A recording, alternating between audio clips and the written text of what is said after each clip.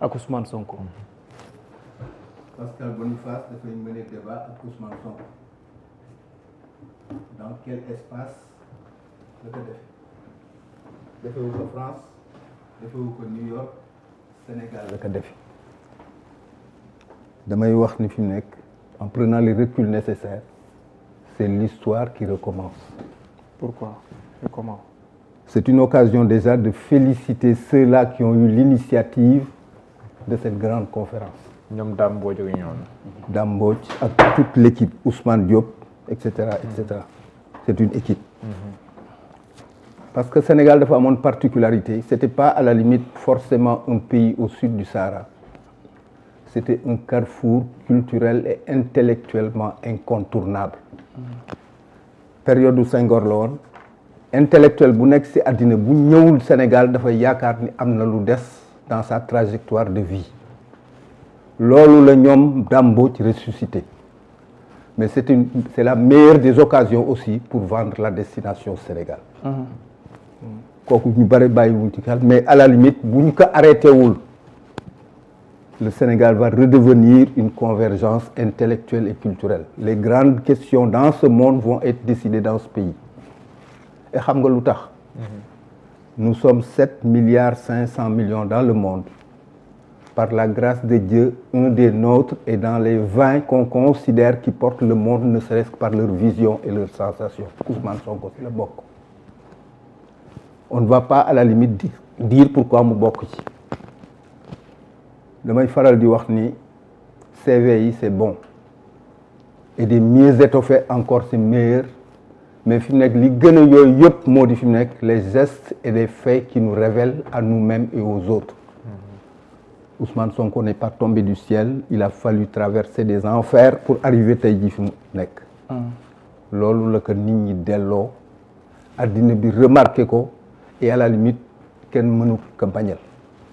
moo indi effectivement may wax ni la grâce qui est arrivée en lui c'est qu'il est venu au monde nu comme tout le monde xëy suba nekk une personne simple xëy suba nekk une personnalité xëy suba nekk un personnage xëy suba ñuy wax ni au-delà de ce personnage il est devenu un sujet et un objet Yarga wax na ko léegi Ousmane Sonko est devenu un sujet et un sujet de thèse et un objet à toutes les mémoires possibles mémoire bu nekk ak thèse bu nekk mën nañ ko bind ci moom parce que quelque part c'est un porteur d'idées et un propagateur d'idées surtout parce que fu nekk dans un pays boo xam dañ lay wax lekkatu kese naxul bëy pendant 10 ans Ousmane Sonko lekkatu kese la yore li nekk ci lekkatu kese bi nag sujet la verbe complément d'objet direct ak indirect amul kenn ku mu teg sa ëttu kër saaku ceeb wala teg fa carton huile wala dëwlin.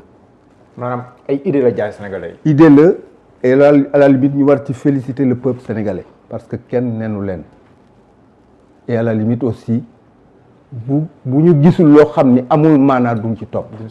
waaw d'accord mais doyen ma taay benn secret. sànq en da nga ne yow bi nga demee salle bi da nga jëloon option toog pour foo xam ne da ngay jàkkaarloog moom.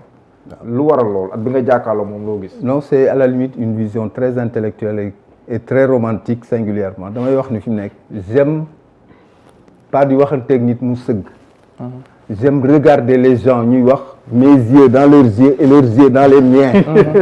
bët ak bët. waaw Ousmane Sonko j'étais pas allé le contempler j'étais allé l'écouter parce que j'ai l'habitude de dire que ni c'est pas une image.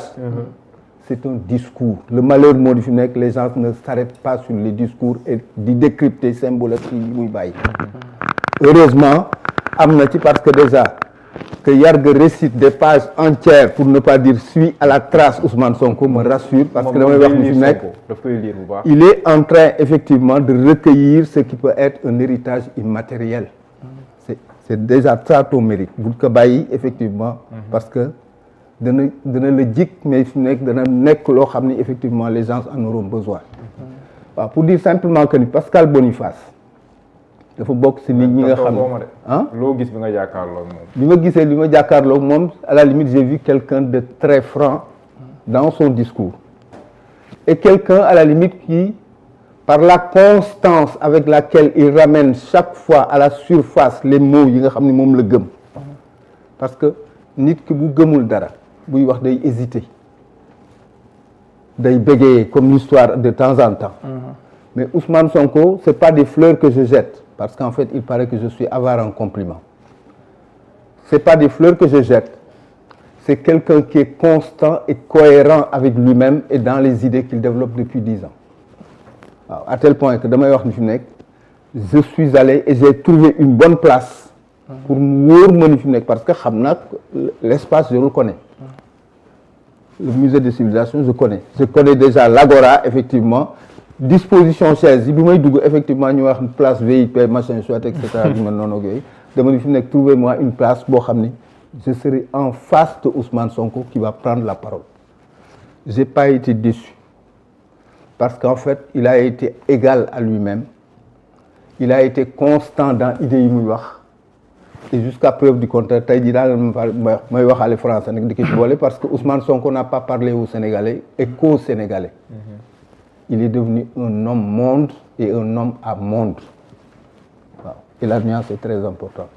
Un homme monde moo di fi mu nekk boole nañ ko ci citoyen du monde yi et à la limite aussi il a joué toutes les partitions yi nit ñi mënoon xaar ci moom. En Ousmane Sonko prenant la parole hier, c'est 5 personnes qui ont pris la parole. ci benn jëm. waaw kan ak kan la. je dis machallah d'abord. waaw d'accord. Il y a le Premier ministre parce qu'il a déroulé un programme boo xam ne moo installé tey jii le président de la République pour ne pas dire le pouvoir Pastef à la tête de l'État comme Premier ministre.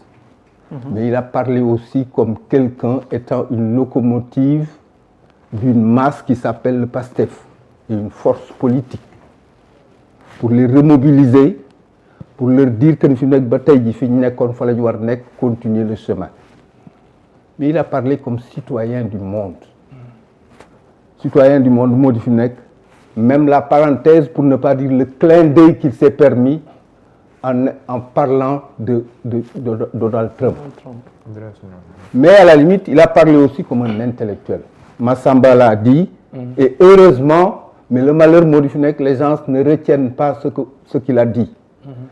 Ils vont retenir effectivement comme toute mémoire li leen intéressé parce que sénégalais yu bari intellectuels yi mais politiciens yi singulièrement chaque fois qu'ils prennent la parole tu as l'impression que ni dañu génn supermarché rayonnage ba leen intéressé ñu gën fa la leen neex alors que fi mu nekk le discours c'était une totalité comme dirait Sartre waaw di ci gën bu mujj nag moo di fi nekk il a parlé comme citoyen comme citoyen quoi sénégalais pour parler aux Sénégalais et leur dire que ni fi mu nekk toujours parce que Ousmane Sonko est dans le rappel et dans le discernement en fait day fàttali pour que nit ñi ràññee waaw et je crois que ni fi mu nekk il n'a pas dérogé à cette règle-là et c'est cela qui a fait le charme de son discours mais hier comme j'ai dit à Walfadjri ma première maison je ne suis pas allé au musée des civilisations pour écouter un premier ministre ni pour écouter le président du PASTEF.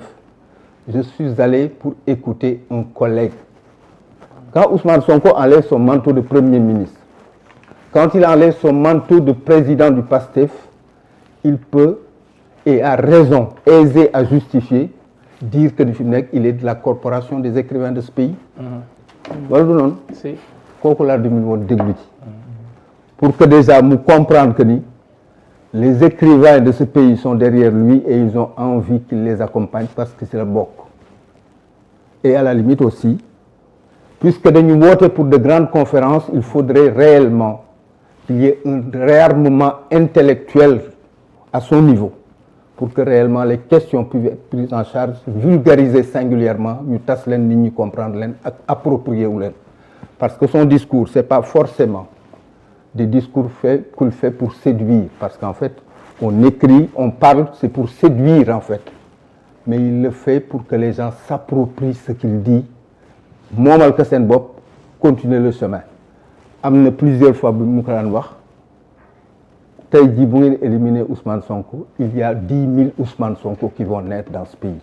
Pour dire simplement que le travail n'est pas vain et qu'il y a effectivement tey jii bu ñu mënoon dooraat sax conférence dañ koy dooraat quoi parce que je crois que fi nekk nous avons besoin de leçons de vulgarisation de beaucoup de choses et c'est en cela aussi que l'école du parti Pastef a un sens mais daf mel ne da ngeen nelaw wala da ngeen tëj pour waaw l'instant boobu Moustapha Sarré ko yor n'est-ce pas. lan nga bëgg xamal ci coopération. non non bàyyi dem ak Bira après soogaa ñëw nag dem États-Unis soogaa ñëwaat si kii. waaw incha allah foog ñu dem waaw États-Unis après ak Trump. alors Bira rencontre la boo xam ne ñu baree bari au début dañ jàppoon ne